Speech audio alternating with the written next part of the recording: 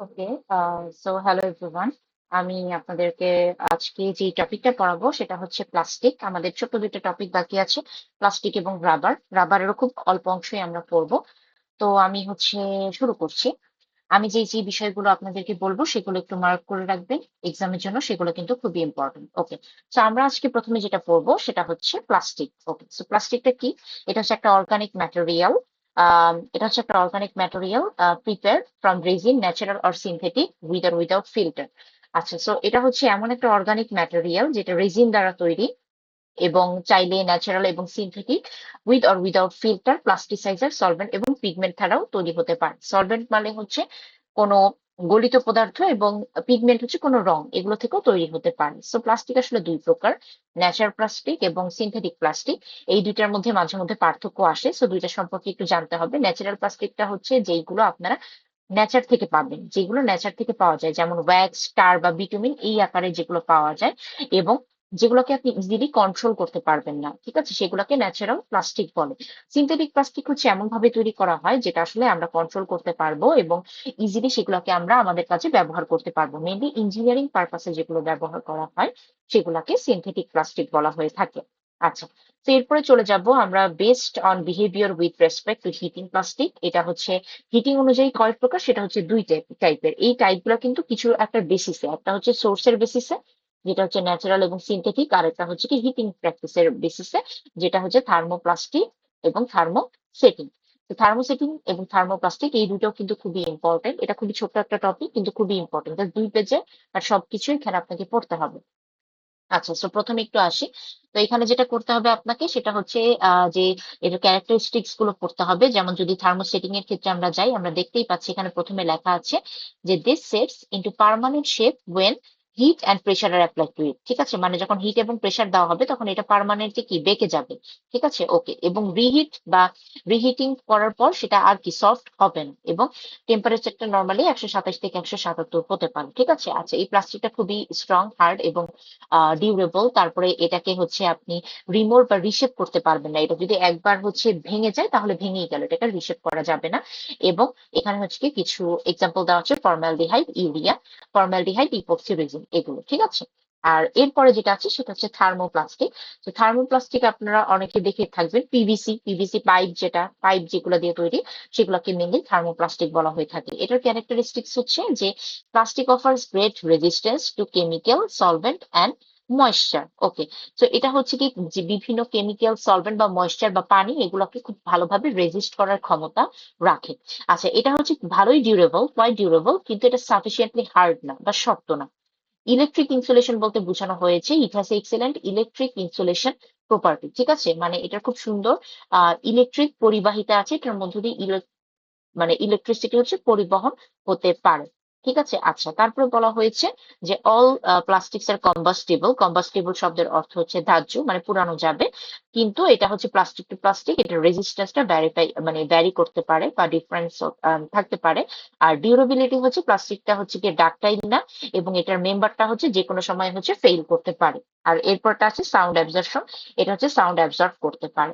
আচ্ছা, মেইনটেনেন্স যদি বলা হয় যে এখানে কোনো পার্টিকুলার মেইনটেনেন্স নাই, খুব বেশি আপনার দেখাশোনার প্রয়োজন হবে না, এবং কোনো এক্সট্রা প্রোটেক্টিভ কোটিং এরও দরকার নাই উপরে। ঠিক আছে, আচ্ছা, এখন প্লাস্টিক কি কি কাজে আমরা ব্যবহার করি এটা আমরা নর্মালি সবাই জানি, তবে উল্টাপাল্টা প্লাস্টিকের ব্যবহার লেখা যাবে না, কারণ যেহেতু এটা ইঞ্জিনিয়ারিং টার্ম, আপনাকে ইঞ্জিনিয়ারিং অ্যাপ্লিকেশন গুলোই লিখতে হবে। ঠিক আছে, এখানে প্রথমটা বলা হয়েছে যে used as thermos plastic vinyl tile, মানে টাইলসে ইউজ করা হয়ে থাকে। এরপরে প্লাস্টিক পাইপে ইউজ করা হয়, এটা তো আমরা জানি বিভিন্ন ওয়াটার সাপ্লাই ক্ষেত্রে, ইন্ডাস্ট্রিয়াল অ্যাপ্লিকেশনের ক্ষেত্রে।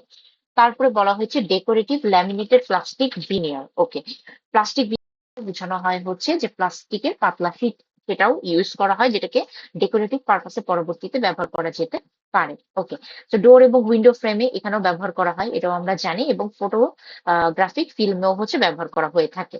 আচ্ছা, এরপরে গিয়ে এফআরপি, এটা কিন্তু খুবই ইম্পর্টেন্ট। এফআরপি, এই পুরো টপিকটাই আসলে ইম্পর্টেন্ট, যেহেতু দুই পেজেরই জাস্ট। আচ্ছা, এফআরপি হচ্ছে ফাইবার গ্লাস রিইনফোর্স প্লাস্টিক। ঠিক আছে, ফাইবার গ্লাস রিইনফোর্স প্লাস্টিক, এটা বলতে বোঝানো হয়েছে যে the fibre glass reinforce plastic is obtained by using two material, দুইটা ম্যাটেরিয়াল একসাথে ইউজ করে, একটা হচ্ছে ফাইবার গ্লাস এবং প্লাস্টিক, এই দুটোকে একসাথে সমন্বয় করে এফআরপি বা হচ্ছে ফাইবার গ্লাস রিইনফোর্স প্লাস্টিক তৈরি করা হয়ে থাকে। এফআরপির মধ্যে ফাইবার গ্লাস প্রোভাইড স্টিফনেস এবং স্ট্রেংথ, যথেষ্ট পরিমাণে স্টিফ এবং এটার স্ট্রেংথ অনেক বেশি। তারপরে বলা হয়েছে যে এটার খুব অ্যাস্থেটিক অ্যাপিয়ারেন্স আছে, মানে এটা দেখতে হচ্ছে সুন্দর, এটা ডিউরেবল অনেক বেশি, এটার স্ট্যাবিলিটি বেশি, করোশনও খুব সুন্দরভাবে রেজিস্ট করতে পারে, ঠিক আছে। এবং লাইট ট্রান্সমিশন এবং লাইট ওয়েট, লাইট ট্রান্সমিশন মানে এটার মধ্য দিয়ে আলো চলাচল করতে পারে এবং এটা খুবই লাইট ওয়েট। আর এইটার ব্যবহার হচ্ছে গিয়ে বিভিন্ন mould and form of FRP তে give the cast of concrete shape of very high quality. কংক্রিটে আপনি চাইলে এফআরপি ইউজ করতে পারেন, যেটা কংক্রিট শাটারিং হিসেবে ব্যবহার, মানে আমরা বলে থাকি বা শাটারিং হিসেবে পরিচিত, সেখানে এফআরপি ব্যবহার করা যেতে পারে। সেক্ষেত্রে যেটা হবে, এটা খুবই হাই কোয়ালিটির হবে। ডোর উইন্ডোতে আপনি ব্যবহার করতে পারবেন, ইন্টারনাল পার্টিশনে ব্যবহার করতে পারবেন, টেম্পোরারি শেল্টারে আপনি ব্যবহার করতে পারবেন। তো এটা ছিল এফআরপি, ছোট্ট একটা টপিক। এরপরে চলে যাবো আমরা রাবারে। রাবার থেকে আমরা খুব অল্প পরিমাণ জিনিসই আপাতত দেখবো, খুব বেশি কিছু দেখবো না। প্রথমে দেখতে হবে আমাদেরকে রাবার জিনিসটা আসলে কি। ওকে, তো রাবার কি এটা একটু দেখি। সেটা হচ্ছে rubber is also known as elastomer, ঠিক আছে। রাবারটাকে ইলাস্টোমার বলা হয়ে থাকে। Elastic in it's behaviour under load, মানে কোন একটা লোড দিলে এটা ইলাস্টিক বিহেভিয়ার শো করে, কিন্তু প্লাস্টোমার থেকে আবার হচ্ছে কি different, which behave plastically under load, মানে লোডে প্লাস্টিক্যালি এটা বিহেভ করবে না, এটা ইলাস্টিক বিহেভিয়ার করবে, ঠিক আছে। এটা প্লাস্টোমার থেকে ডিফারেন্ট। এবং নর্মালি রাবার গুলো হচ্ছে রাবার গাছ থেকে সঞ্চয় করা হয়ে থাকে এবং কেমিক্যাল প্রসেসের মাধ্যমে এটা হচ্ছে ম্যানুফ্যাকচার করা হয়, ঠিক আছে। এবং এটা কিন্তু দুই টাইপের রাবার থাকে, একটা থাকে ন্যাচারাল রাবার আর একটা থাকে সিনথেটিক রাবার। ওকে, তো এরপরে যদি আমরা চলে যাই, এটা আসলে আচ্ছা, তো এরপরে চলে যাব যে রাবারের হচ্ছে কিছু ইনফরমেশন দেওয়া আছে, যে ন্যাচারাল পলিমার থেকে এটা তৈরি করা হয়ে থাকে। এটা হচ্ছে গিয়ে ইলাস্টোমারও বলে থাকি মাঝে মধ্যে, এবং এটা হচ্ছে গিয়ে টিউব টায়ার ভেহিকেল এগুলাতেও হচ্ছে ব্যবহার করা হয়ে থাকে। এগুলো আপাতত আপনাদের লাগবে না। যেটা আপনাদের লাগবে সেটা হচ্ছে ইউজ অফ রাবার। এটা আপনারা একটু দেখবেন যে বিল্ডিং কনস্ট্রাকশনে রাবারটা আসলে কি কারণে ইউজ করি, রাবার কি কি কয় প্রকার এবং কি কি কাজে আমরা ইউজ করি। আচ্ছা, দেখি আমরা কি কি কাজে ইউজ করি। প্রথমে হচ্ছে গিয়ে রাবার ল্যাটেক্স বা রাবারের যে নির্যাস থাকে সেটা হচ্ছে গিয়ে কংক্রিট মর্টারে ইউজ করা হয়ে থাকে। এরপরে টাইলস ইউজ করা হয় ফ্লোর কনস্ট্রাকশনের ক্ষেত্রে। তারপরে হচ্ছে বিভিন্ন বিয়ারিং অফ ব্রিজে ইউজ করা হয়, বেজ আইসোলেটরে এবং ওয়াটার স্টপার। আচ্ছা, তো এরপরে আমরা এখানে কিছু চিত্র দেখতে পাচ্ছি, চিত্রগুলো আপনাদের লাগবে না। আচ্ছা, এখানে রাবার ওয়াটার স্টপার বলতে কি বোঝায়, যেটা হচ্ছে যে কোনো একটা পাইপের মধ্যে এটাই ব্যবহার করলে পাইপটা যদি লিক হয়ে যায় বা ওয়াটার বাইরে বের হয়ে যায়, এটা থেকে হচ্ছে এটা প্রতিরোধ করে থাকে।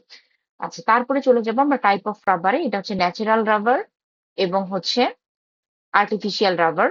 তো ন্যাচারাল রাবার যেটা, সেটা হচ্ছে আপনারা নিজেরা একটু পড়ে নিয়েন। ন্যাচারাল রাবারটা খুব বেশি কিছু লিখবেন না, এখানে অনেক কিছু দেওয়া আছে। জাস্ট এটার মেইন সোর্সটা কি, রাবার এবং ন্যাচারাল পলিমার, এটা লিখবেন।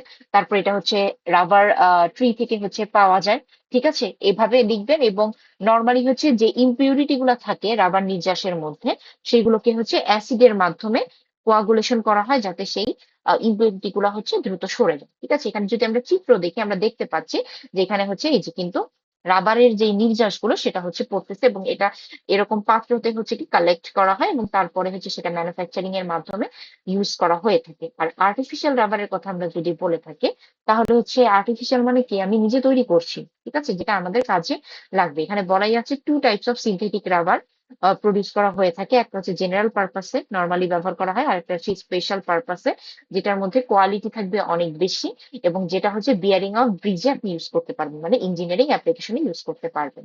আচ্ছা, ভ্যালকানাইজেশন অফ রাবার, এটা very very important for exam, এটাও একটু দেখেন। আচ্ছা, এখানে বলা হয়েছে যে রাবার ইজ ভ্যালকানাইজ, রাবারকে ভ্যালকানাইজ করা হয় রাবারের কোয়ালিটিটাকে ইমপ্রুভ করার জন্য এগেইনস্ট ফ্রিকশন, যাতে ফ্রিকশন না হয়, এবং এটা ডিউরেবিলিটি যাতে ইমপ্রুভ হয়, ঠিক আছে। Okay, it is also make rubber dimensionally stable with the change of temperature, এবং এটাকে হচ্ছে টেম্পারেচার যদি বেড়ে যায় তাহলে যাতে এটা স্টেবল থাকে সেই দিকেও খেয়াল রাখা হয় এই পদ্ধতিতে। এবং রাবারকে সালফারের মাধ্যমে ভালকানাইজ করা হয়। ভালকানাইজ কিন্তু হচ্ছে কি কি, ভালকানাইজেশন কিন্তু আসলে একটা প্রসেস আমরা শিখতেছি, এটা কি সেটাই এই প্রসেসটার মাধ্যমে বলা হয়েছে, এটা একটা প্রসেস। সালফারের মাধ্যমে, সালফারের সাথে হচ্ছে রাবারটাকে ভালকানাইজ করা হবে। তো নর্মালি হচ্ছে 1 থেকে 5% হচ্ছে গিয়ে সালফার ইউজ করা হবে। বলা হয়েছে কত পার্সেন্ট আপনাকে সালফার ইউজ করতে হবে, যেখানে সফট রাবার ইউজ হবে। আর যদি সালফারের পরিমাণ আপনি বাড়িয়ে দেন, 30% ব্যবহার করেন, সেক্ষেত্রে কিন্তু হার্ড রাবার প্রডিউস হবে। ঠিক আছে, এবং রাবার গুলোকে টায়ার, ফিলার এগুলার হিসেবে ব্যবহার করার জন্য এখানে হচ্ছে কার্বন ব্ল্যাকও ব্যবহার করা হয়। এটার রিজিডিটি বা এটার যে স্টিফনেস সেটা হচ্ছে বাড়ানোর জন্য, এটা যাতে শক্ত থাকে এবং ডিউরেবল আরো বেশি হয়, এবং খুব সহজে কি আমরা স্টিল অয়েলের ক্ষেত্রে টায়ারে বা ফিলারে হচ্ছে ব্যবহার করতে পারি। তো এটা কিন্তু খুবই ইম্পর্টেন্ট। আচ্ছা, এরপরে হচ্ছে এখানে আছে যে সালফার আসলে কেন আমরা ইউজ করে থাকি রাবারে, সেটা হচ্ছে টু ইমপ্রুভ ইটস প্রপার্টি, রাবারের প্রপার্টিটাকে সুন্দর করার জন্য এবং আরো স্টেবল করার জন্য, ইমপ্রুভ করার জন্য। তো ভালকানাইজেশনের কিছু অবজেক্টিভ আছে, সেটা হচ্ছে টেনসাইল স্ট্রেংথ, যেটা টেনসাইল স্ট্রেংথ এটা হচ্ছে আপনি চাইলে বাড়াতে পারবেন। ইনক্রিজ টেনসাইল স্ট্রেংথ, তারপরে ইনক্রিজ ওয়েদারিং রেজিস্ট্যান্স, মানে বাইরের আবহাওয়া থেকে রক্ষা করার জন্য, এটাকে মোর ইলাস্টিক করার জন্য এবং এটার স্ট্যাবিলিটি আরো বাড়ানোর জন্য। আচ্ছা, এরপরে ইউজ রাবার বিল্ডিং কনস্ট্রাকশনে রাবার কি কি কাজে ইউজ করা হয়ে থাকে। খুব সম্ভবত এটা হচ্ছে গিয়ে রিপিটেড চলে আসছে, সো এটা আর আমরা দেখবো না, এটা রিপিট চলে আসছে। আচ্ছা, প্রপার্টি অফ রাবার, কি কি প্রপার্টি থাকে, এটাও কিন্তু এক্সামের জন্য ভেরি ভেরি ইম্পর্টেন্ট। সো এটা হচ্ছে যে টেনশনে খুবই স্ট্রং। যদি রাবারটাকে টানা হয়, টেনশন মানে যদি টানা হয়, তাহলে এটা খুবই স্ট্রং, এটা সহজে ছিঁড়ে যাবে না। আচ্ছা, উইক ইন শেয়ার, মানে শেয়ার ফোর্সের যখন আসবে এটার উপরে, তখন সেটা খুবই উইক, এটা ভঙ্গুর। তারপর ইনসলিউবল, এটা ওয়াটারে সহজে কি সলিউবল হবে না বা দ্রবীভূত হবে না। যদি বয়লিং ওয়াটার প্লেস করা হয়, তাহলে এটা ইলাস্টিসিটি লুজ করে।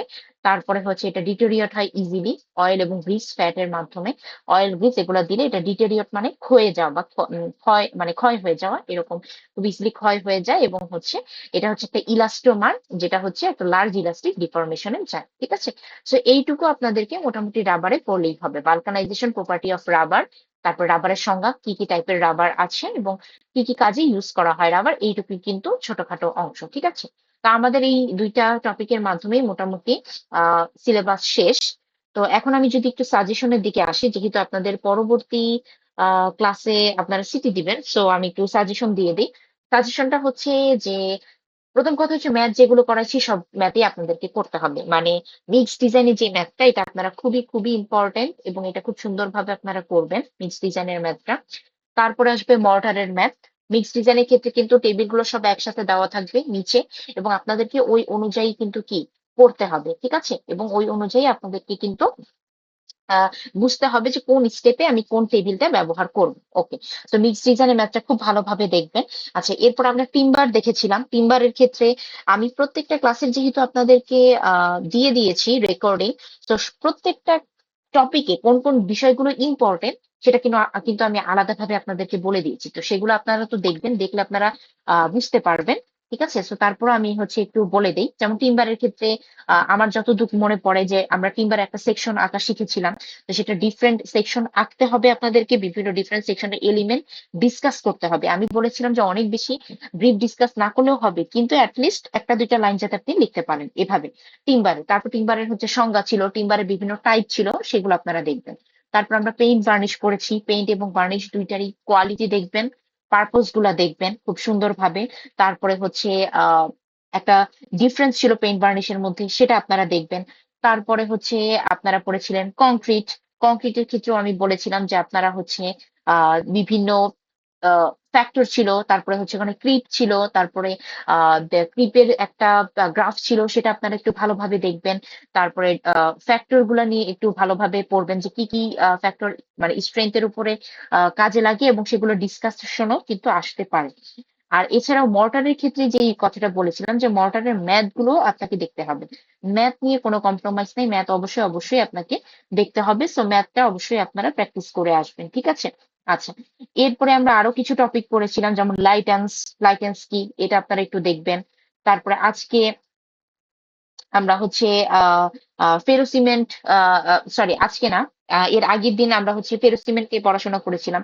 তো ফেরোসিমেন্টের অ্যাডভান্টেজ, ডিসঅ্যাডভান্টেজ এগুলো নিয়েও আপনাদের কোয়েশ্চেন আসতে পারে টুকটাক।